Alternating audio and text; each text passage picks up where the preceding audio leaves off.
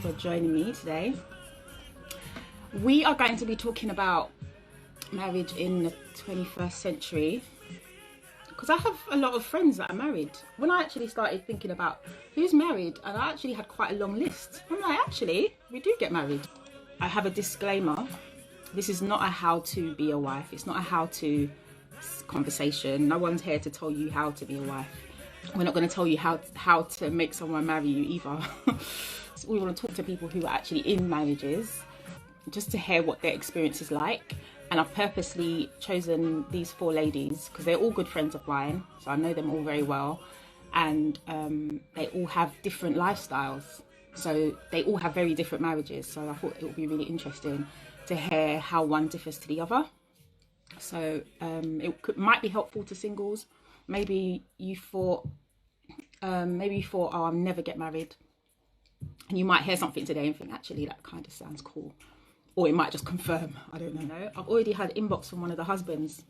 He thinks we've come to cuss the husbands. That's not what we're here to do. We love you guys. We're not man bashing. Oh, he's crying already. We haven't even done anything yet.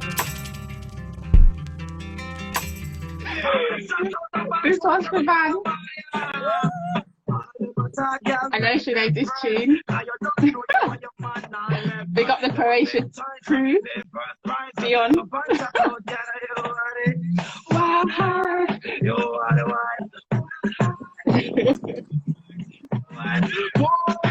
Okay, before we start getting out of hand and I get told off, before it all goes left. So Van is my very good friend. I had the pleasure of being a bridesmaid at your wedding, and it was amazing. Thank you. I have the pleasure of being godmother to one of your sons. Yes. We've done a lot of life together. We have nearly 15 years worth of. That's what I'm saying. Things. A lot has happened. Yeah, not everything's for Instagram. Listen, a lot has happened over that time. And Van is, we met Raven. Yes, and I think it was, and MySpace. Oh my gosh, yeah. And throughout my 20s, I raved the whole way through, like non-stop. And that's not my fault. My mum was the same, so yeah, it's not my fault. So anyway, I remember I just liked Vanessa's vibe. Like, she had a group of friends, but Vanessa just stood out to me, and her energy was like, yeah, I like this girl. We hooked up, and it's just been fun times since then. Since then, isn't it? Yeah.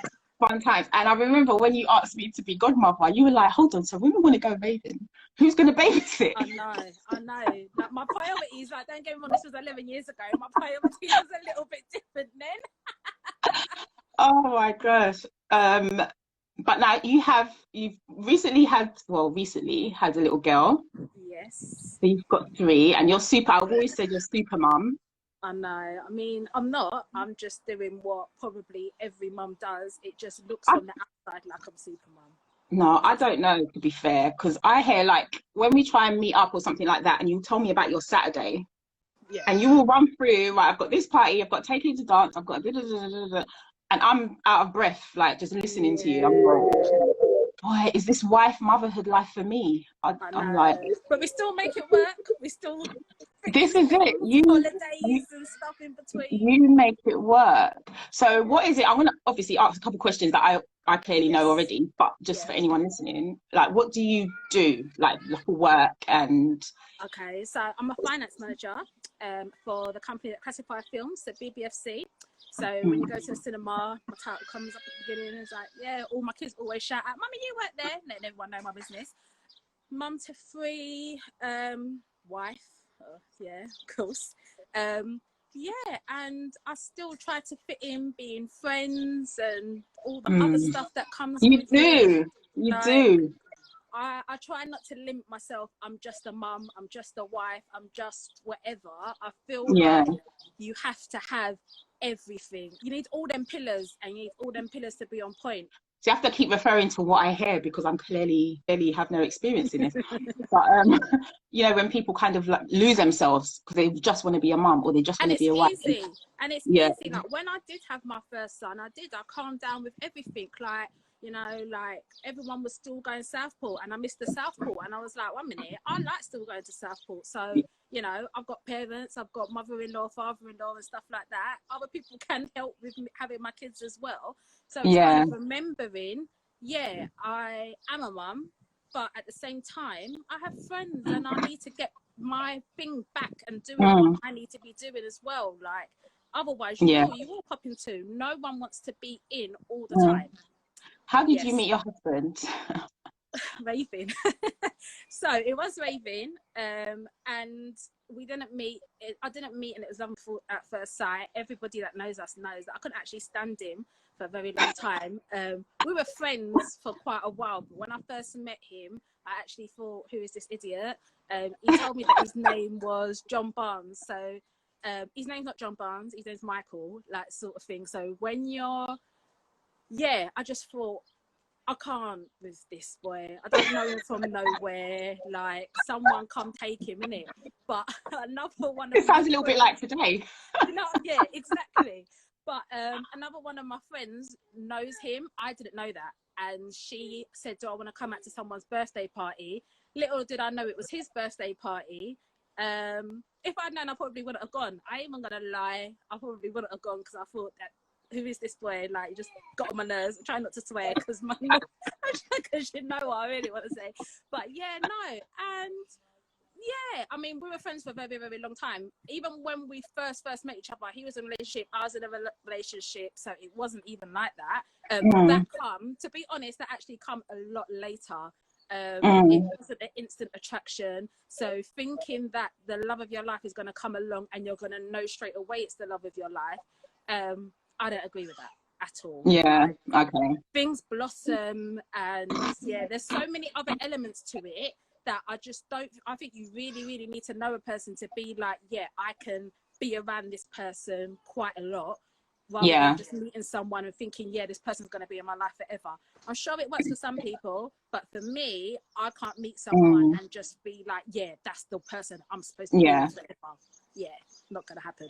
So friendship came first, then you got together. Then what about, like, when he proposed? Did you know that he was going to propose, or? Yeah, because he's not romantic, so I knew. But I suppose the reason why I knew anyway is it actually was my aunt. My aunt was a bit on his case a little bit. So it was kind of like, well, you've had a child. That child's got your surname. So what about her? And I'm like, to me, marriage worked for me, in all honesty. I was like, it's cool, you know? Like, I'm just going to keep popping out all these kids. But I was like, I'm fine not getting married. But for some reason, that conversation stuck with him. So then when we started having conversations about a second child, all of a sudden he's on some, but we're not married. And I'm like, well, I didn't know that there was, like, rules to having a second baby. Yeah. So it was kind of a bit like, all right, by the end of this year, I'm going to propose to you. And it was like, all right, whatever. If you propose, you propose. If you don't, you don't. And he did. But he actually waited until New Year's Eve and then proposed at New Year's Eve. But yeah, so in his mind, he had a reason why he wanted to propose, in the sense of my aunt sort of had a conversation and it made sense to him. For me, it was like, I'm cool. If you want to, then cool. If you don't, I'm not going to be that person that's going to be like, well, if you don't propose by X, Y, and Z, I'm gone. Because we're going to be together anyway. I don't think the reason for us being together has to be, we need to be married. But I know for some people, whether it be their religion or whatever it might be, you have to be married for certain things. We both come from families where our parents are married, like, sort of thing. So most people would think, well, didn't you think that anyway? Your mum and dad's married, his mum and dad's married. No, you know what? I'm hiding in the garden, using my son's iPad, but his limit's over for the day. So that was it, really. It wasn't like no big grand thing. It was more of a, you know what, it feels right, we are supposed to do it. And I was just like, I'm cool with doing it, but don't feel like you're pressured into doing it because someone else told you to, like, sort of thing. And plus both your parents are married and you've seen that whole setup. And it's like, this is what it looks like. And a lot of people, some there's people that don't have that, so they don't know what Exactly. That, And yeah, I'm someone that did have that and still felt like you don't have to if you don't want to. It's fine. yeah, there was no pressure. No. How long was it from when you got together to when he proposed? So how long were you dating? Okay, so we got together 2007. He proposed, well, 2012. Well, 2018 going into 2012. But we got married in 9 months. So we kind of, yeah, it was like, there's no long proposal. It's like, if you're going to get married, we're going to get married. And I think Yeah. that's another reason why he was like, I'll do it at the end of the year. Because in his mind, he was like, I'm not going to then be engaged for like 10 years as well. It's 7 years now, isn't it? You're coming up to your 8th. Yeah, 8 in September. I always had to think, when did I get married? Yeah, in September. Right, so it's coming up to 8 years. Yeah. Do you believe in a 7-year itch? Is that a myth? Yeah. Yes. No, it's not. To be fair, I wouldn't even say it's 7-year itch. I would say that the itch comes in waves anyway. Like you're gonna have days where you're gonna piss each other off. I'm gonna piss him off. He's gonna piss me off. Like you don't have a happy ever after every single day. I kind of feel like the first year of marriage is the hardest. I feel like everybody has it in their head that you're gonna get married and things are gonna change. And the honeymoon periods, they say, don't they? Everything's perfect. It's not. I know people that have mashed up in the first year or have like big outblowns, gone away, come back together. You just have to realize that marriage is a coming together of two people. Wicked, yeah, but it's not going to change who you are as people. It's not going to change you as a woman. It's not going to change him as a man. You're just coming together and uniting. That's it. So if you've got it in your head that it's going to change X, Y, and Z, nah, man, you're doomed as far as I'm concerned. So it isn't a 7-year itch. The itches come in intervals, in all honest, where you're gonna just have the but you're married, where you going? Unless it's something big, what are you gonna do? I'm quite even tempted to go sleep on the sofa, the man telling me that it's lumpy. So you're still gonna lie down in the same bed together of a night time, innit? That sort of thing. So when you have those moments, because I think about, like, when I think of you, Michael, I think about my grandparents, like my mum's side, the Jamaican side. And I know there's times when my nan would look at my granddad, and I know there's a lot of things going on in her head. She wasn't that loud, but I know she's just looking at him like, I can't stand you right now. Like the moments, but they stay together till the end. But I find that so cute that you can't stand that person for that moment, but you know it's just a moment, in it happens. But, right, and I think that's what it is. The moments do come. I mean, I feel like maybe I'm a little bit more vocal. I might not be on that, but the moments come. But you know, you're gonna pass that moment. And I also felt like my husband probably would say the same thing as well. The one definite thing since we've been married, you don't argue as much. You're not going to argue over the minor things. The things that you are going to argue over will be the bigger things, just because sometimes even you know in your head that it's pointless. The argument's going to be pointless because what's going to happen at the end? Nothing. Like, you're still going to go down, lie down in the same bed, X, Y, and Z, and probably tomorrow just carry on like normal. I just feel like you can't, the arguments ain't like how they kind of used to be. But when you are vexed, you do have to say that you're vexed, because what you're holding it in for. Otherwise, how's that person going to know what's the problem? But again, that's something in a relationship, full stop, married or not.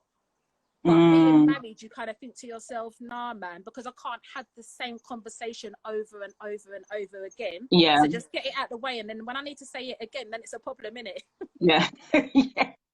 Did you ever get like advice, like marriage advice and stuff from your parents and stuff? No, but or they kind of just left you to find your way? I'm not the best person to receive advice on anything. And I don't give it, like, sort of thing. So if someone was about to get married, do you, like, sort of thing. Because my marriage probably is completely different to someone else's. So. Well, you know, I'm a fan of you two. I love when I just see, like, it's not even when you have a lovey-dovey moment, it's when you just give him dirty looks. I just think that's great. Like, I just love it. You know what I mean? And you guys are actual friends as well. Like, you'll both be talking, like, you know, like, you'll be talking about what happened, and the way you'll sit down with your girls and, oh my gosh, and did you know that happened? That's you two talking, like, you're just a woman, that's why. know that already. He's like another woman in the group, isn't it? Like someone just said about marriage counselling, we actually had to have it before we got married, because we got married in the church. So it was a part of it anyway. Even when you do the counselling and you're ticking this form, you do think, oh, he ticked this and he ticked that. Like, we do have different ideas to how, like, we bring up the kids, like, sort of thing. But then we have a conversation sometimes and be like, you know what? I might be too harsh on some things, and he'll say to me, oh, maybe I was a bit harsh. I might think he's a bit too harsh on certain things. But again, it's a conversation, because we weren't the same. We're not the same people. We're going to have different ideas and stuff and how we do stuff. So even with the counselling, ticking a box, but you're ticking that box to be like, you understand where that person's coming from and they understand where you're coming from. I'm not trying to change his mind. He's not trying to change mine. But as long as the two different ideas can work together, that's the main thing. Yeah. Well, ladies, I hope you've written your notes down. I know. Don't write down in my notes. Just no, take it down, because this is real. Like the magazines, social media like to tell you what it is, how to understand a man, how to understand. There's all them books and stuff, but this is real. It is marriage. So this is just one person's life. So thank you so much, guys. This is Vanessa. She's just amazing. She's got amazing children. You might have seen I've posted Kaylin a few times.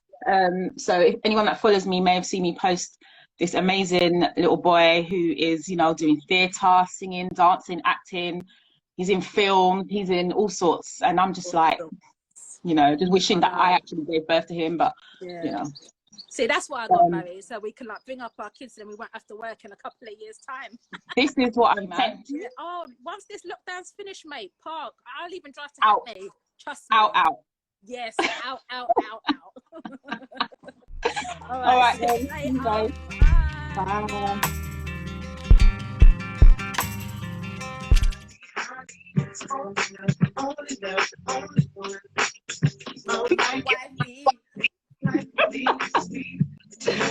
Nice to see you. I haven't seen you for ages. I ain't seen your face for time. It's just like Instagram. Ignore the hair, man. Big afro hair. I'm getting fat. Trust me, you're not paying for that hair, Liz. So yeah, I don't want to hear it. To be fair, not interested. Liz is our wife. I'm still getting used to it. How long have you been a wife now? It's going to be 4 years in 2 weeks' time. Yeah. Oh, my days.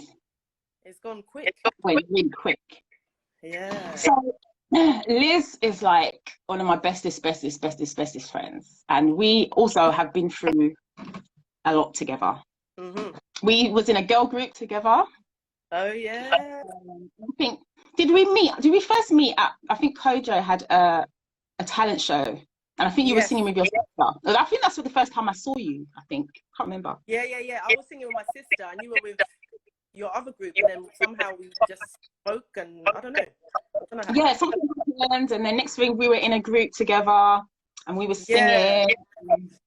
It was good, man. Harmonies and stuff. It was just great with harmonies. That's how things align sometimes, man. I know. And then and Ken used to come and do the beatboxing.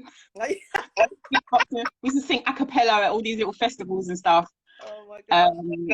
And then we were singing in LCGC together for a little while. Yeah. And it's just been a great time. You went to my uni. I just never knew you then. I went. Apparently, there's a little bit of an echo. Have you got something? So, your husband. And when did you meet? Because this is a good story. So, can you hear me all right? I can hear you. It looks a bit crazy, but I can hear you fine. Okay. Yeah, so we met when I was 17 because I till trained him in our first job in Sainsbury's.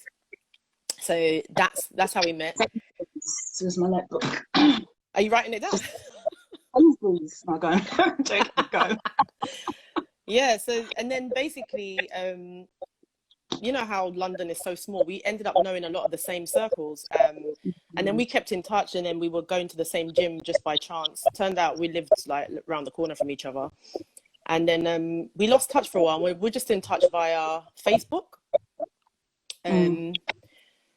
And then we had a 5-year gap where we didn't speak for a while, and we touched base, and we basically had very similar experiences with relationships. And he actually reached out to me because he wanted to ask if I'd be involved in some teaching project he was involved in, because I was doing teaching. And then, then in the end, I met up with him, and pretty much the rest was history. So imagine not seeing him for 5 years and then meeting up. And then within 6 months, we were married. So yeah, it was really quick. I got lost. So you met when you were, what, 17? Met when we were 17. And you probably didn't even fancy each other, but you were just... No, I didn't. I was dating someone else in Sainsbury's with the same name, funny enough. My first boyfriend at the time. And then, so we were just cool. He was just a really nice guy. I didn't have any interest in him like that. Yeah, So the time when you decided, okay, we're going to be a couple, we're going to be together, you decided to get married, and you were married within that 6 months. Yeah, but there's more to that. But yeah, that is pretty much what happened. But that's what happened. And the thing is, you knew him from way back, because I remember him from back in the day, from doing poetry. Yeah, that's right. And he was doing, spoken word. And I think I was doing little bits and bobs, trying to be a singer, trying to do all that stuff. And I remember did he have plaits or dreads? He had dreads. He had dreads, yeah. He's gone through a whole heap of hairstyles. The afro, the little twist, the dreads. Now the balding. So when you told your family you were going to get married, like, how did they react? Well, he told my brother. I think they were a bit like, okay, what's going on here? But the bottom line is, look, we met and we knew that this was serious and we were going to get married within a year. So we were planning for the end of that year. And then I got pregnant. So it's what people might call shotgun wedding or whatever. But he proposed because he said he wanted to have a family within a marriage. And so we speeded up everything and basically did a small wedding, which obviously you were part of. It was beautiful. So that same year we got married, had a baby in the same year. So a lot happened that first year of marriage, which some people might not experience for a couple of years. Yeah, I just blinked. It was like, wait, my girl's a wife. Wait, my girl's a mother. I was like, let me breathe. But it was beautiful. He was just such a lovely person. And I think because we kind of knew him from back in the day anyway, it was like, oh, we can vouch for him. Yeah. He's cool. A complete stranger, because I would have been side-eyeing him all now. I would have been, who sent you? Because, he's half Trinidadian, half Jamaican, and my dad was Nigerian and my mom's Indian. So there's a whole mix of cultures there. So that's nice. And that's nice for your kids as well. Do you try and bring all of those cultures together? We try, yeah, definitely, especially with the cooking and the food and stuff. They've obviously yet to travel to certain places, but we try and bring all of that into the mix as much as possible. Would you say that you have like a traditional household, like the wife does this, the husband does this? Like, do you have definite roles? Or I think so at the moment, to some extent, especially, I think this is mostly because the dynamics have changed now that we've had kids.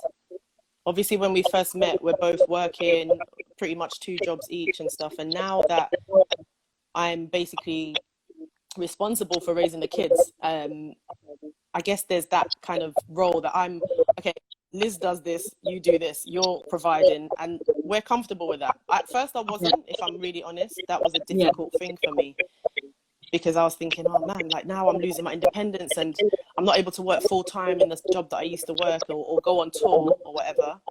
So that's been a huge change, but we've embraced it anyway, and it's fine. It works. All results, how many children? They have 2 and 2 lovely little ones. Yeah, boy and girl, we're done. It's fine. Yeah. Are you sure? That's what Vanessa said. No, it's fine. Because they're both just under 2 years apart, and it works. Because once we go to the next stage, if we had another child, you're going to have a bigger car.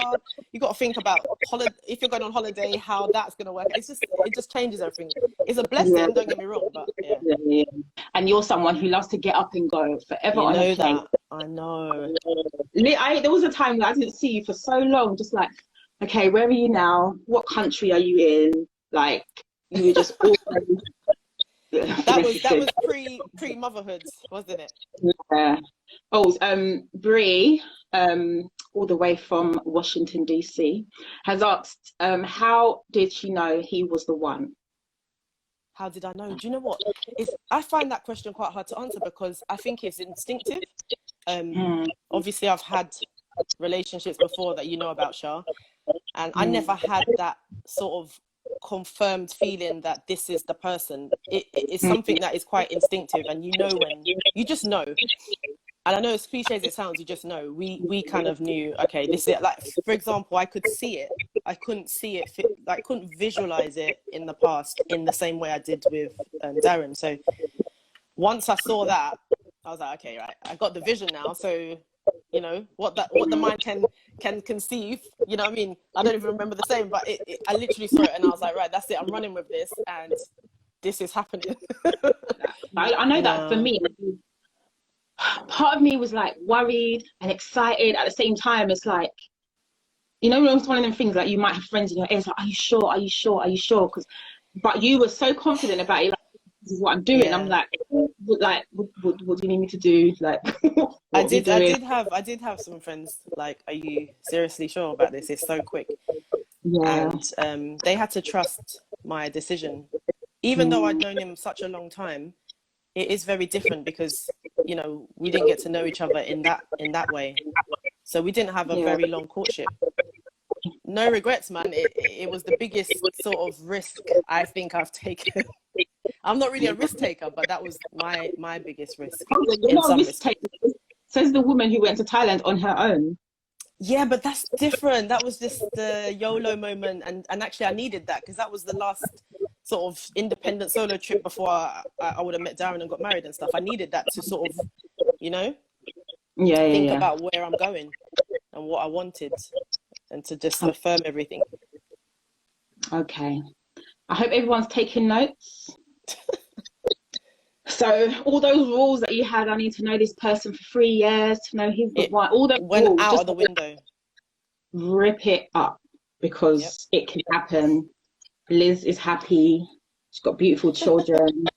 It's all happening. So let me just add a couple things to my notes. And yeah. Liz, thank you so much for jumping in. I know I just put this on you and I know this isn't really your thing. No, it's cool. I mean, I just felt like I wasn't qualified. You know, them ones are like, what do I know about marriage? I'm still learning, but... No, that's what we want to take the real deal because you're in it. Do you know what I mean? I can go on Google and look for the rules on marriage and whatever, but you're actually in it. So yeah, there's no rules. That's the thing. Every marriage is different, so it's you can't really say there's a rule as such. I think it's just about being. I've got 3 C's basically before I go, which is communication, which is key. I'm not a mind reader. You have to tell me what you want. You gotta. And 2, compromise. Things are different when you're married. You know, things you have to compromise. You're not this solo bachelor guy. You know, we're gonna have to look at how we revisit things, and you have to adapt. And then the 3rd C is to clean up after yourself, because I'm not your maid. I'm not gonna be cleaning up, and I don't want to be that sort of person that's nagging you and whatever. Clean up, no. Yeah. Okay. The 3 C's. That's okay, we've got 3 C's anyway, but yeah. Got that, everyone? All right. We gonna learn today. Thanks for having me, Shah. Oh, it's all good, man. All right, take care. Bye.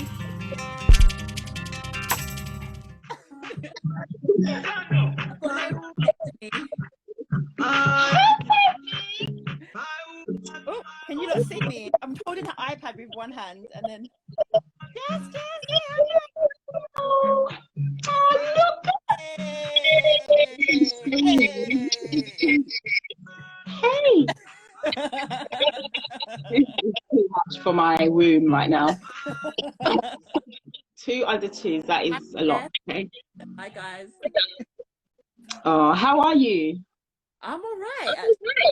Good. Well, this is Rachel. She's one of my queens. So we met in London Community Gospel Choir, and I think you joined just a little bit after me, because I remember you and Maxine joining at the same time. Yeah. And I'm a bit new, so I'm trying to learn everyone's names.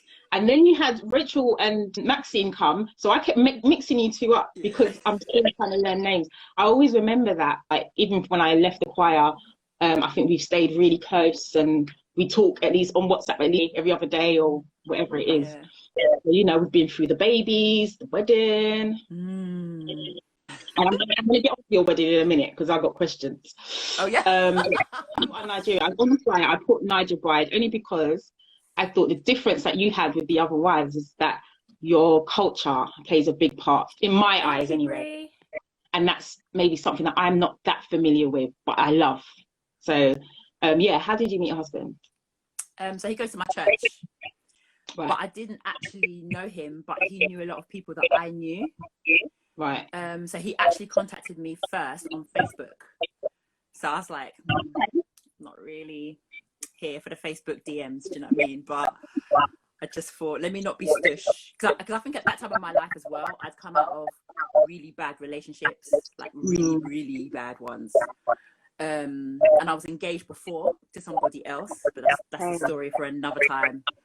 But yeah, I was single at the time. By the time he like messaged me, I was single though. So I literally had a bad relationship. I cut off all my hair, as you do. Yeah. And that's when I joined LC. I had really short hair because I had literally just cut my hair. Because I feel like when you cut your hair, you're like shedding. And my mum was like, "Don't cut your hair. That's for people that they've lost their husband. They're widows." And I was like, "Mum, just come on." Doesn't mean that. So so he sent me like a Facebook message. I kind of tried to be a bit bougie and I ignored it for a few times. The thing that saved him was that he had actually approached one of the pastors in my church and asked that pastor whether I was single, whether I was free, because he was interested. And I think that saved him, because that showed me from time he's not here to mess around. He's not playing. Yeah. He's not here to mess around. So if you mess around, you're going to embarrass yourself in front of the whole of church. Yeah. So then what happened was he kind of said, "Oh, can I have your number?" So he called me. It must have been about 9 o'clock. I was at my mum's house and he called me. And I saw the number, and the thing is, he'd called me like twice before that time, and I just ignored it. So he called me. It was about 9:30, and my mum was like, "Aren't you going to pick up the phone? Your phone is ringing." And I said, "Nah, it's some guy that's trying to ring me, man. He's out of order trying to ring me after 9. That's ridiculous." My mum was like, "Stop! You're being stupid. Pick up the phone." So I picked up and we spoke for about 45 minutes. Yeah. And he said to me, like much later on, he said that was the last time he was going to ring. If I didn't pick up, that would have been it. That's what he said. Wow. So yeah, so we went on a few dates, got to know each other. I think it was like a process, to be honest. It wasn't like, I didn't meet him and think, "Oh, do you know what? He's the one." It just wasn't really like that. But I think by the time we got to that stage, I had like an inner, "Oh, hi, Dane." I had like an inner peace about it. I think there was all sorts of kind of people were kind of like, "Oh, you know, you're different cultures and all that kind of stuff." But I think, how is the culture different? Yeah, there's different tribes in Nigeria. So I'm Yoruba tribe, and he's the Igbo tribe. So for the Nigerians are going to know what I'm talking about. I actually know that. Yeah. My inside Nigerian knowledge. Yeah. So it's slightly different, but there are similarities, definitely. And I think me understanding kind of like the basics of Nigerian culture as a whole definitely has helped me in the marriage. Most definitely. Yeah. I'm first generation British. Do you know what I mean? So the British culture and the Nigerian culture are just like polar opposites. Someone's just said, "What's with all this? I didn't like him at first sight." It just is what it is. I wasn't like, "Ooh, who's that?" I just wasn't. And he said to me as well that he wasn't like, "Ooh, who's that?" either. But in my mind, I'm thinking, well, you must have thought something. Why did you approach me? Do you know what I mean? Don't try and front now. Sometimes it can just be a vibe, isn't it? Yeah. Because I think about things like dating apps, literally just judge someone on their face, and it's like, Yeah. I'm not sure about your face. Do you know what I mean? Yeah. No, I mean, nothing wrong with his face, but it's not like, Yeah. oh my God. Yeah. And Yeah. yeah, I think a lot of us miss out, really, Yeah. if we don't I go the think extra step to get to know them.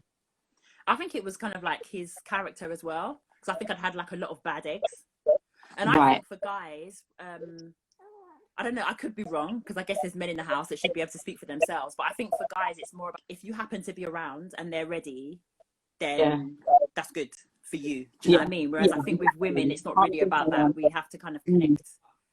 Your wedding. I remember being in choir rehearsal, and I remember you telling everyone, I'm getting married this date, blah, blah, blah. You're all welcome. Oh, yeah. And I was like, what does she mean? What does that mean? You're all welcome? Because I'd never been to a Nigerian wedding, so I didn't know how it worked. And there's a lot of people in the choir. And she said, you're all welcome. And I said, what? How does this work? To be honest, if it was nowadays, it would have been an invitation only. But I think in those Right. days, it wasn't invitation only, and it was open to my whole church as well. That's why the caterer told me there was over 1,000 people that they counted. Yeah, and we only catered for like 350. I thought maybe like 350 was calm, but they obviously the caterers generally they do over cater. Because it wasn't like per head as well. The catering wasn't per head; it was more like per cooler of rice. And this is how many people one cooler of rice will feed. So it's okay. We'll have about 3 or 4 coolers of rice. It's not per head, not the traditional one, the white wedding. Someone asked. Yeah, I just remember that I ate well. Because I remember coming to wedding, I'm like, I'm looking forward to this. I've never, experienced a Nigerian wedding. I was like, it's going to be great, but I'm like, am I going to eat? Because I know there's a lot of people coming. Yeah. And I ate well. Like I had a great time, and I think go away, Dane. You could see provision. Dane in the comments is just doing a lot, right? I remember you throwing the bouquet. Was there violence? I remember. Yeah, someone lost a nail. What? There was this girl that dragged the bouquet out of Sam's hand. I think it was Sam Oliver, and she actually lost a nail, and her finger was bleeding. I remember. Mm-hmm. I'm like, I need more Nigerian friends because this is it. Because I'm thinking, I'm half Jamaican. I don't know what Dominican weddings are like. I've never actually been to Dominica. I don't really know much about the culture, but I know Jamaicans. What do we do? You go to the wedding, you get married. There's no special thing, but I feel like with Nigerian weddings, there's a lot of culture. There's a lot of things that have to happen. And we did like a traditional wedding, but we did it the year before, and I actually went to Nigeria because that would have been the first time that I met his parents or his mom and the rest of his extended family, because all of his extended family were actually in Africa. So actually, I went to Africa the year before, and we did like traditional wedding. That was very interesting. Yes. See, this is it. There's all of that, and I think that it's just a really big celebration. And I think, like Jade just said, nothing much, just a great reception. That's a Jamaican wedding. Like the reception is like a dance hall, like it's a big party. But it would be nice to have a bit more tradition involved. That's one thing that I do wish that we had a bit more of. Do you feel like you had like a honeymoon period, or is that a myth? No, it's true. No, that's definitely true. I think the first 18 months was like honeymoon period.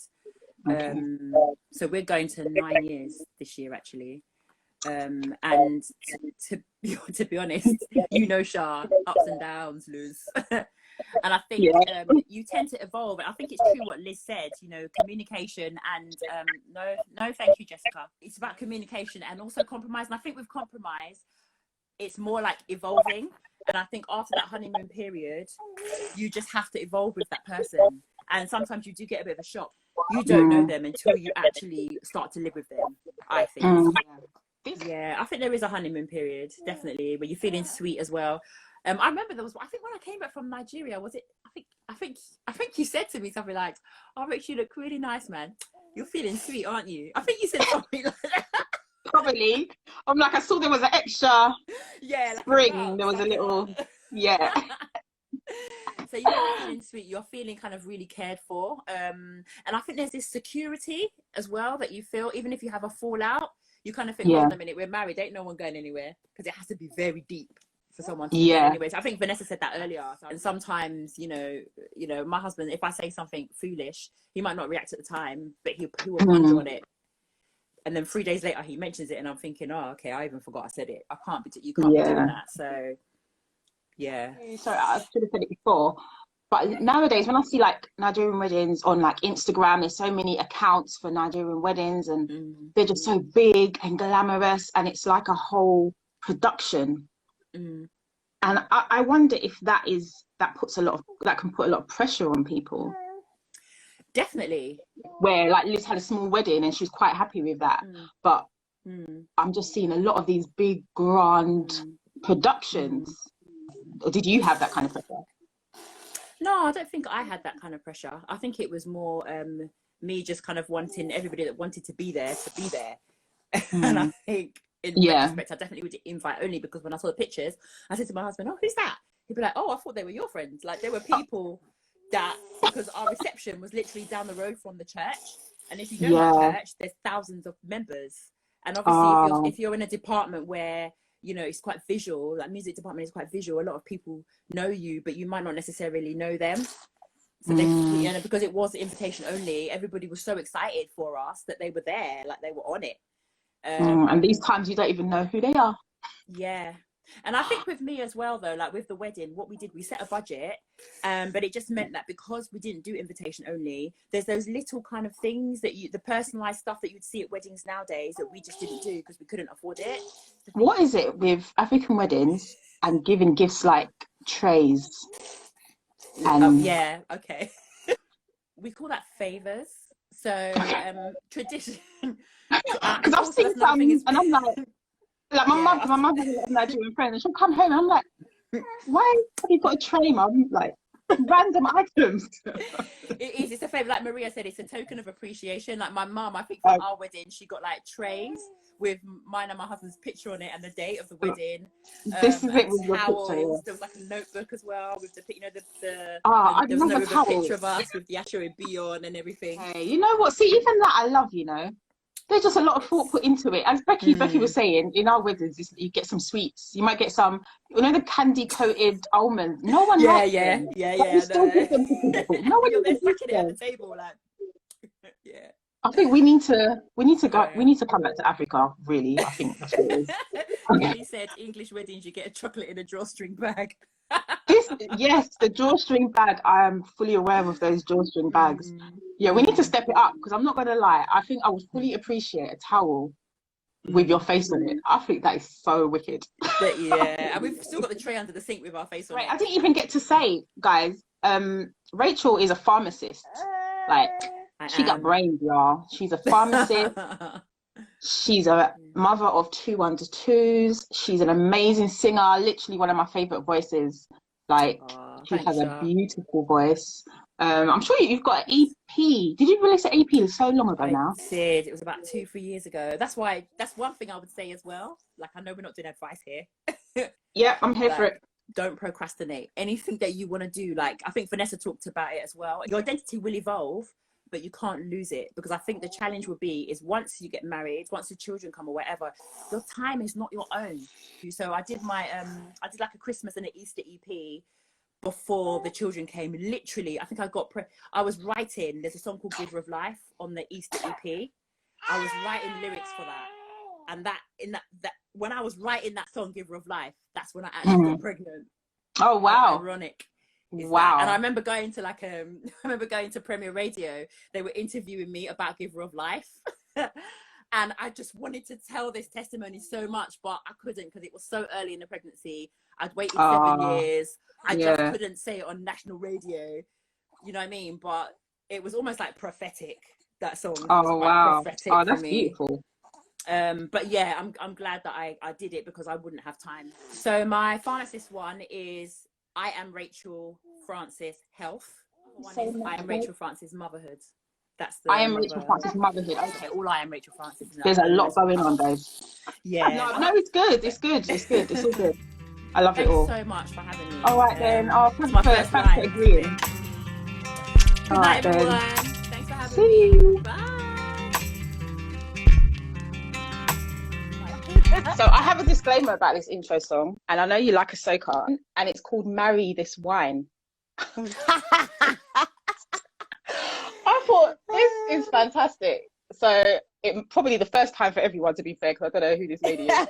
Marry this wine, you know. But, oh, maybe Becky knows it. Becky would know it, yeah. Marry this wine. I'm like, I love soca music. It's so funny. I listen to it a lot when I'm working out and stuff. Like, I'm just cracking up with all the stories. It's just comedy. It's just so hilarious. I love it. I absolutely love it. Yeah, Nigerian music, they like to sing about love and stuff. Jamaicans just always doing the most. The most of everything. Just too much. They're just doing too much. So guys, this is beautiful Stephanie, and this is all her real hair. There's no It's track. all mine. The other day she shaved it off, and then it just grows like that. It's just. It's been about 4 years now, I think, since I was like at number one shaved off. Yeah, I think about 4 years. It's mad. I know if I was to do that and say, you know what, I'm going to do the big chop, guys, I will be sitting here with my bald head 5 years later. Just vex. That'll be me. Let me just keep what I have, yeah? Let me just not try. Keep what you got, girl. Let's go. Yeah. But no, your hair is absolutely stunning. Thank you. So Steph is, I put creative entrepreneur because that was the only way that I could maybe put everything under the same umbrella. Could you maybe elaborate so that people understand all the different things that you do? I'm a professional singer. I have been singing professionally since I was very, very young. So I do, touring sessions. I'm an artist as well. I write my own music. I have my own music out on iTunes and all that kind of stuff. Yeah. I'm also a choir director. I've not done it in a while, but that's my training as well. Gospel music, gospel singing, choir directing, vocal arranging. And I also have a little side hustle of making clothes, fashion designer. It's called So London, and I use African prints and I make clothes. I've been making loads of masks lately as well. Yeah, you may have seen me modelling one recently. Yeah, exactly. So I kind of I do try and do whatever I can put my hand to or whatever. Yeah. I was a Zumba teacher at one point for about 3-4 years. Yeah. I love that. Yes, I had classes I used to come where I live. That was quite fun. And I bake as well. I don't bake anymore because I'm the only person that eats the cake in my house. So I stopped baking, but for a little while I was doing a bit of baking as well. So basically. So I know you have another Instagram where you have a lot of cooking that you do with your husband. Yes, we love to cook. We're foodies, and so we thought Becky says we want cake. I haven't baked in so long. And we thought, because we always cook and post our food, and I was like, oh, I love your food, when we come for dinner, I thought, let's just start an Instagram for all the food that we cook at home. That's what always gets me to your house. The food. Do you want to eat? Are you hungry? Yeah. I do make a very good sweetbread, Trinidadian sweetbread. Oh my gosh. Which has kind of become my specialty, I think. My family begged me to make it for them, and I don't, because I like to keep people wanting more, you see. That's right. So I only do it a couple of times a year, but it's pretty good. It's pretty good. Yeah. Oh, also, you're a salsa teacher. I like to salsa. Well, I'm not an official teacher. I can salsa quite well. I go to the clubs. When I used to be in the choir, I had to teach everyone a bit of salsa for a show. So that was quite fun, actually. That was fun. I do enjoy teaching. Steph is a wife, and you've been married for how long? 12 years now. Just 12 years in April gone. Yeah. Oh, it's a long time. That's a long time. It's a long time. It's a long time. It's a long time, guys. Well, time to wrap up then. Enough said, guys. So how did you meet your husband? I met him through my brother, actually. They were friends playing basketball together. They used to play for basketball for London, for England. Back in the day, I used to even go basketball as well and just hang out and play some ball or whatever. But I never met Io. And hang out and play some ball. Yeah, literally play basketball. I know if I was there. That's right, No, literally, I used to play basketball. I used to be on the boys' team in school. Okay. And Well, I I used to didn't hang know out that. with my brother Leon. We used to go to all the different basketball courts around London, hang out with the boys as well. Like, I call them all my brothers, and because I used to always love basketball and hang out with them. And then one day, I think they realised they had music and church in common. So he invited Io to the house to come and just jam. And at the time, it was our office downstairs for the choir. That's when the office was in my house. So I heard some like piano playing. I was like, who's that? I was just upstairs. I think I was in my dressing gown, like doing my hair. My hair was natural at the time, so I think I was twisting it or something like that. So I went downstairs to be nosy, like open the office door, and I saw Aya there. I was like, oh, hi, kind of thing. Yeah. Cool. What is that? Then went back upstairs, and then I will tell this story that when he came up to say goodbye to me, that he saw my boobs. Okay. Well. So like, it's like, it sounds about right for him meeting me. Yeah. He should see my boobs on the Yeah. first meeting. So I was literally just like on the couch, just washed my hair, had my dressing gown on, watching EastEnders, you know, twisting my hair. Yeah. And that was our first meeting. And after that, he started playing my band. I used to play a lot of gigs around churches when I was like 14, 13 with my band. I was writing songs. So he would play in my band for me, and then we started writing songs together, and we were completely smitten with each other. But nothing happened between us. I had a boyfriend at the time, and even though I was completely smitten with Io, we were together all the time writing songs and going choir rehearsal, and at the time he was singing in the choir, not playing. He plays the I keyboards. wish I was and around everything when I was singing in the choir. he was properly strong in the tenor section. Like, he was there in the tenors, holding it down with like Donovan and Clinton, all those guys. Like, supreme lot, you know. So we used to hang out all the time, and you know, be writing songs and be googly puppy eyes and googly eyes, and write our songs together and all that jazz. But nothing happened between us. We just had really strong feelings. And then I was staying with my boyfriend. He started going out with someone else for a few years. And then we kind of rekindled our friendship about 5 years later. And we just started talking again. We were still seeing each other at choir, but you know, he was in his thing, I was doing mine. We still worked together, but there was nothing going on until much later on. And then we kind of rekindled the flame, realizing that we still had feelings that's so cute. for each other. And continued our kind of musical connection as well, you know. And we were very into each other, and we were really, really good friends as well. So when you first met, how old were you both? I was 14. Oh wow. And he was 16, thereabouts. We Nice. were babies and we were young. And, you know. So how long did it take from when you decided to be in a relationship together and then for him to propose? It was about 2 years. We were together for about 2 years. And it was tricky actually, because he had a baby with someone else just as we were kind of getting together. And so it was just like, what? After actually, you know, especially because we started and we were like together, it's like, oh, we can't be together now. Oh, and then, you know, it's like our second chance. And this was like something else, felt like it was kind of in the way. So I was just like, allow it, innit? Like, it's just too much going on, baby mama, blah, blah, blah. And then like he came to find me. And actually, before we got together properly, I was going away and I was like, I just feel like I want to be alone. I just want to be alone. Like, I just felt like I just want to just do my own thing. And then I went away on holiday, and I think I kind of missed him and all that kind of stuff. So I came back, and then we kind of started going out. And then it was about 2 years, or maybe a year after together, that he proposed. Then the year after that, we got married. But then a few months before we got married, I got pregnant. So we were already getting married. It wasn't shotgun, but I didn't get pregnant before it was gonna happen anyway. It was gonna happen anyway. So I was like 4 months pregnant on my wedding. 4.5 months pregnant. At our wedding, and we have our little boy Asa. He's my favorite. Oh my gosh, I love that boy.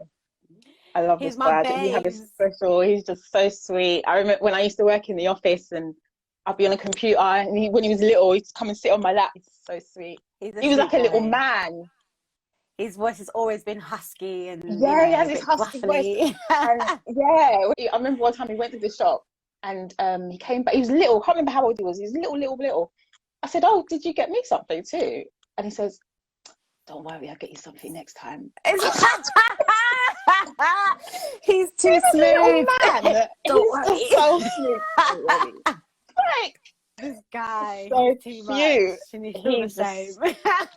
He's just so sweet. He's so sweet. So your husband, what does he do? So obviously I know this stuff, but yeah. So Ace is a musician as well. So he plays professionally, plays keyboards, and he's a producer. Amongst other things, so like we kind of try and do as much as possible. Yeah.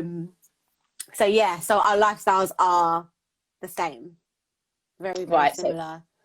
A lot of traveling and. So when he's away on tour, has it always been that he will go on tour, come back, then you will go on tour, come back? The thing is, we didn't work it out intentionally that way. I think it's just worked out that way. Luckily, there's only been a couple of times where we are away at the same time, and we've had to get someone else to kind of watch Asa, and it is difficult because like we're both out of the country. And it's not always family because our family work 9 to 5, so sometimes it's other friends who don't work 9 to 5 who are also self-employed who can look after him, or maybe the odd time my mum, she's moved out of London now, but if she was happened to be back, she would stay in the house and look after him for like 3 weeks or a month or whatever whilst we're away. Or my dad, he's been great. As busy as he is, he's really great with Asa as well. He's really involved. Yeah. Even takes him to basketball, which you go basketball, you're waiting around for like an hour and a half doing nothing, and then I've done that. You've done that. Yeah. You're bona fide. If you can do that for us, honestly, you're here to stay, babe. I'll cook for you any day. Do you know what I mean? All the food you like. I loved all of that. I was like, I didn't know the rules. I remember one time, and I was so into the game because it's like it was kind of first for me. Like I always knew he loved basketball. I'm watching, I'm like, oh my gosh, he's so good. And I'm there and I'm like, wanting to film. I don't know if I'm allowed to film. And then I remember I messaged Io, he's like, send me some clips. I was like, I don't know, am I allowed to? He's like, Charlene, just take the videos. I was like, okay. I'm like, but there's people's children. Like, I didn't know what was allowed. We all film and just share it amongst, each other. I always film for Io if he's not there. He has to see everything. And sometimes I have a live stream or whatever. But honestly, it is a slog because kids, we want them to have their own life as well. I don't want Asa just to be at home, doing nothing whilst we're away. So it's important that even when we're not there, his routine is upkept. It's all going. So having people that are willing to support us in that and still take him to basketball, and because he goes 4 times a week or 3 times a week, and then games on the weekend, it's a lot. For someone else to do, that's not us. So we do so good for him, though. Yeah, exactly. And he has his own life, he travels and all that kind of stuff as well. So. Yeah. So would you say, like, because you have a really strong support network, if you didn't have that, like, say that, your mum or your dad just wasn't around to help out and stuff, how do you think that might change your career? I think it would change it a lot, actually. I think we would have to be a lot more deliberate about like turning down work. If stuff comes in at the same time, we'd have to be very deliberate about that, basically. And it would probably, really, really minimize the amount of work we can take on. And even just the things that we can do, even just like if we're finishing a rehearsal late, being like, Dad, can you quickly go and grab Asa from school? Luckily, we all live close by. If I didn't have that, I don't know, it would make things a lot more challenging. How long do you go away for? Like, how long are tours? It can be anything up to 2 months, 3 months. And then even then, like, you'd be away for 2 months, you get back for like 3 days, and then you're gone again. Wow. So, it could be 3 weeks, 6 weeks, it could be a week, it could be 3 months. It could be like 6 months of like chunks, like 3 weeks at a time, but you're only home for like maximum a week, you're back out again. So it can be a whole year like that as well. Like it can be a lot, or it could be like now home every day. Yeah, every day. Wow. Even when it's work, even when we can work, it can Yeah. be, you know, a month at home Wow. together. But you how, know. so say you're away for 3 months. Yeah. Do you speak every day? Like, do Yeah. you get worried? Like, what's he doing? Or... I think it doesn't suit everyone to be married to a musician. And I think it takes certain kind of people. Yeah, definitely. You know, if you're one of those people that you want your husband to be home for dinner every day and you're going to be nagging, don't marry a musician, or don't marry anyone who works for themselves. Don't marry anyone who's got to do overtime at the office, because the last thing you need is, you know, someone in flipping Australia. There's time difference as well. You don't need someone calling you up at 3 a.m. You're trying to get sleep and you're jet lagged. Where are you? Blah, blah, blah, blah, blah. I got to sort this out. I'm at home. I'm at home doing this and you're away on tour. Blah, blah, blah. Yeah. It's like, this is my job. I'm not on holiday. It's my job. Secondly, if things are happening at home, there's nothing that you can do about it if you're away. So you will have to be prepared to do everything by yourself. While your partner's away, you're a single parent. Like you are. Yeah. You're doing everything. You're probably still working, maybe just close to home. I might be away touring. I might be home, but still doing studio sessions, still got rehearsals, all that kind of stuff. I've got to sort Asa out, sort out the childcare. I can help to a degree, but he's not here on the ground, so I've got to do it. You know, I've got to make sure Ace is doing his homework, the dinner's cooked, all that kind of stuff. So if you're not okay doing all of that by yourself for periods, then, you know, think about who you're getting with, you know. No musicians. No musicians. Don't do it, honestly. If you be honest with yourself, like, if you can't handle being alone. It's a lot. Yeah, you have to be ready. By yourself. Or it's a different kind of love. Then don't do it, honestly. Junior Halo says defo won't suit me. Well, I'm glad you got that tip. At least you're closer to knowing what you want. You know, but it's not just for touring people, it's people who work for themselves. You have to work long hours. It's you know, they said I'm gonna be home at 7, then they're calling you at 8 saying, babe, like I've got to stay longer. Do you know what I mean? I'm not gonna come home. Like, exactly. And it's a part of our job. It's a part of the grafting that you have to do and the time that you have to put in to your business. You know, but when you're at home, then it's about priorities as well. You know, because when you work for yourself, you can get in the habit of working all the time. Like, you never switch off because you work for yourself. So what are your working hours? It's 10 o'clock at night and you'll be like, if my eyes open, we're open. I'm working. Exactly. So you do have to be more disciplined about prioritizing your relationship, prioritizing your family life. And again, it's a lot of communications, like the ladies have said previously. You have to communicate, you have to compromise, you have to find something that works for you, for your family lifestyle. So you know, both you and Liz said that compromise is a lot. You have to compromise because we're all different people as well. So, but you have to be honest about what it is you expect, what it is you want, what it is you need. When you're away, I want to talk to you every day. Do you know what I mean? Or when you're away, I don't mind if we talk every day on the phone, but you can send me text messages. Maybe we can talk every other day. Because when you kind of like having an agreement before, just so you kind of know where. Because sometimes when you're on tour, you're moving around so much, and you're always around people as well. You don't always have time. Exactly. To be like having long conversations and blah blah blah, and then you might get to the hotel and only have like an hour in your room to quickly shower and come out and do other stuff.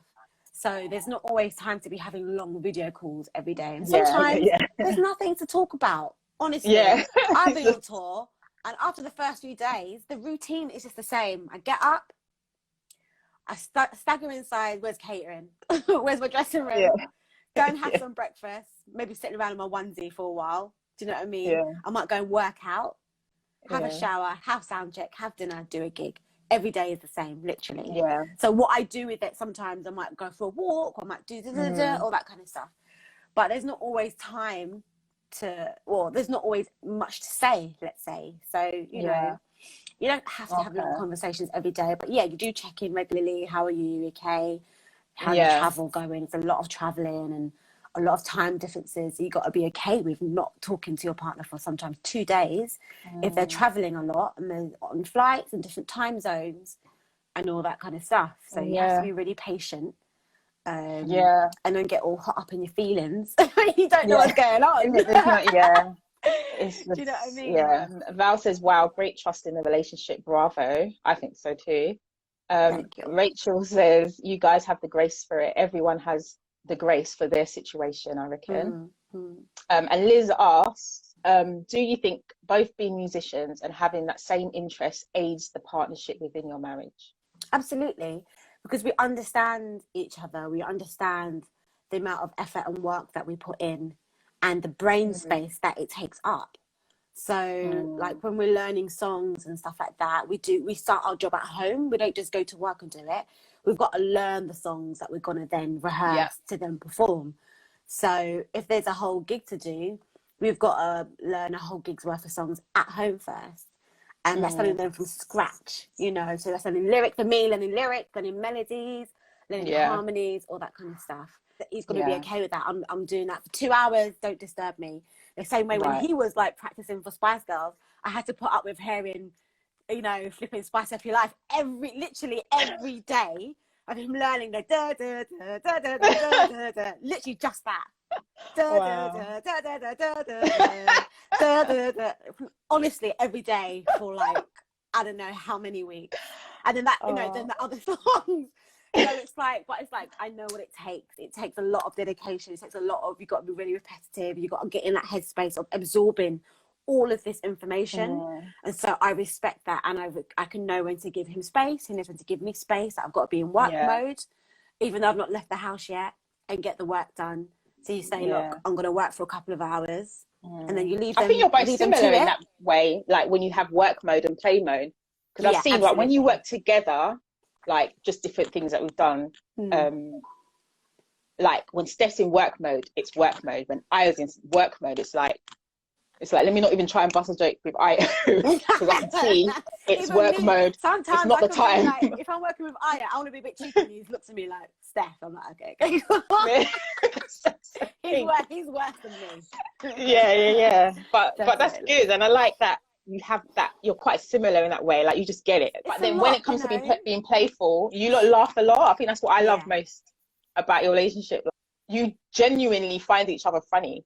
Like you'll say stuff and I will be creasing up and vice versa, and I'm like, these guys actually like each other. I think that's so cool. You know, you've been married for so long and you know it's like he's here again. It's like that same person. You have to be yourself though. You have to be yourself, and I'm myself. You know, I'm a bit cheeky and a bit, you know, outspoken sometimes, or a bit like controversial, like I don't care. Do you know what I mean? But you have to be yourself. I find sometimes people now, it's like they act at being married. So it's like they do different things out of the house and they do at home. I'm like, well, why wouldn't you be this way at home? This is you, no? Or is it? Like, who are you? Like, show your partner who you are. Like, I don't understand. Like now people are learning who their partner is. Exactly. They're having to learn. But who were you being before? Who are you? You know, be yourself. Be yourself. And that's, you know, that's when you guys can have an authentic relationship because you're both being yourselves. You're being honest about who you are. You're being honest about what you need, what you like, what you don't like, what you need from each other. What I've learned is that we can try to be like, oh no, I'm not gonna do this. I'm not gonna ask this of you. I'm not gonna ask that of you, or blah blah blah. And really, it's okay to when you're in a relationship. Obviously, don't be like unreasonable. But if you've got concerns or you've got fears or you've got something that you know that you need to make you feel safe or to make you feel heard or appreciated, then you voice that. Say, this is what I like. I would like it if you did this for me, and the person do the same. But like, okay, because at the end of the day, your objective is to be married, is to be together, is to be happy. And if that is your objective, then you shouldn't have a problem with, you know, making your partner feel secure, feel heard, feel seen, feel beautiful, feel appreciated, all that kind of stuff. You know, obviously, like I said, don't be unreasonable. Like, I don't want you out past 6 o'clock. Okay, that's controlling. Okay, all right. You know, I want you going out with your mates. Okay, don't do that. People need to have their own, you know, their own vibe and be able to go out. But you just got to talk. You have to communicate. You know, you have to communicate and be true, be honest. Don't act at marriage. Don't act. It's only so long you can do that. Honestly, it doesn't last. It just won't last. It will blow up in your face if you're acting and pretending. at being married, and I've got to be the, you know, the wife, submissive wife, I'm gonna cook dinner, da, da, da. And in 2-2 you're pissed. Like, I don't even want to like do that. You know, you're resentful because you're doing this stuff because you think you have to, because you think that that is what is being a wife. No, a wife is whatever you call a wife. Whatever you are, that's what a wife is. So if you know that, I don't want to cook every day. I don't cook every day. When we're home, we alternate cooking. Or sometimes if I say, babe, I don't want to cook today, he cooks. If he does it to me, I cook. You know, whoever's home first, we'll cook dinner. Or I'll be like, no, I'm going to cook something nice tonight. Don't cook. I'm cooking. I got it. You know, I got this. You know. Because I see the Instagrams and it's like, wifey threw it down today. Exactly. Sometimes a bit competitive with us as well. Like, you know, I taught Io well, so now he's trying to like come for me. I can see it. We love to cook up everything, you know, and it's a part of, I guess it's a part of our love, because when people come over, you know, I'll make sure I cook as well. I like to cook for people and do something a bit fancy or whatever. I've never left your house hungry. I've never left your house hungry. I like that. I like to hang. I like to have friends over and people to come and chat. And I think that's, you know, that's important as well, to have a good social life. Marriage. And together as well, because you share some friends. To have mutual friends. I think that's really important as well. Kind of keeps things alive and keeps things going, and it helps with your support network as well. Do you think as you grow together, your roles have evolved? It's always going to evolve. We, as people, always evolve. So, yeah, definitely. I mean, it's definitely taken a minute for us to get to this stage where we're quite fluid about cooking. I think when we got married, I was still kind of in that traditional headspace. I think it's because he's Nigerian and he's got that at home, exactly, of the mum will work and then come home and cook and all that kind of stuff. Whereas in my house, my dad cooked mostly. Because obviously the office was in my house and he worked close to home, and so he would just come upstairs and cook dinner for us when he did, or I'll go and cook it myself, do you know what I mean, as a kid. So it wasn't a thing of like, oh, a woman's got to cook every day. And I'm like, why do I need to cook every day? If you're home, you cook. You know I'm working too, I guess you find that balance. Like, I might be like that at the beginning, like, this is what I do, but this is what I do. And then you kind of come to a bit of a meeting in the middle. But I think it needs to be, sorry, I'm just putting some lights on. It's a bit dark in here now. I think it just needs to be whatever works for you. You know, I'm sure some women love to cook every day. You know, want to cook beyond man and all that stuff. Fine, if that's what works for you, cool. But not for me. You know, I like to be cooked for. I like to be looked after as well. I like my husband to help with the cleaning of the house and to, you know, sort out the kids and help with homework and all that kind of stuff. Yes, Ace is Yoruba. Are you asking him? That's a Yoruba thing at Ace. But yeah, I'm used to, like, my dad he can really cook, so I'm used to, you know, my dad being in the kitchen cooking. So it's not more than my mum, loads more than my mum. So it wasn't that kind of thing for me. You know. See, sometimes it's almost like you kind of see what your parents done, and that's kind of programmed into you until you get with someone and they have a different upbringing. Then you and it's like, why do you do that? You're like, huh? My mom, she's a nurse, so she used to do like loads of shifts, like working all throughout the night, or when I get home from school, she's not home yet because her shift doesn't finish till 8. So I just got to rustle up a little. Do you know what I mean? Sometimes I'm going in the freezer to find some oven chips. Sometimes it wasn't anything fantastic, and I was just and that was fine. I didn't see any problem with that. It was normal to me. But then I will, you know, I might get with a man whose mum cooked every day, and then I will try and give him oven chips, and he might look at me like, "Are you mad?" What is this? You do have to adapt, but it's compromise, because like, if I'm not happy being, you know, a housewife, so you're not going to make me be a housewife. I'll do it for a time if we just had a baby, and obviously I need to be home to breastfeed my kids, do you know what I mean, and raise them for a few months. Then after that, we're going back to work. Like, we're sharing this, do you know what I mean? So, you know, some women are happy to take on the load of everything. That's not me. And even in that, you know, you can still help your woman out. You can still help with the cooking and cleaning and with the kids, you know. You still especially need a because we're working too. It's not, it's you know, hard. we are also Or that's what I mean. I'd rather be out of the house with kids all the time. Are you crazy? Yeah, It's really exactly. draining and really draining emotionally. Hold on, just a disclaimer, because I think my future husband may be listening. I've seen a couple of people mention like McCain's and oven chips with eyes. I can cook. It was just an example of when I was a teenager. I love the smiley faces. What do you mean? I think friendship is like high up on my list. Like, because you won't be all googly eyed and in love all the time, and you won't want to have sex all the time either. But you need something that's going to tie it together, and that's a deep connection.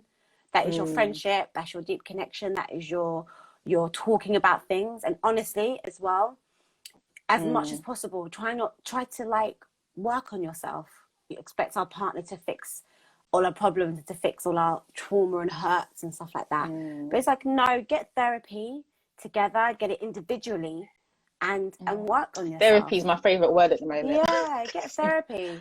And you know, your partner can't do everything. They can't heal you. Only you can do that. Only you can love you. They can't love you more than you love yourself.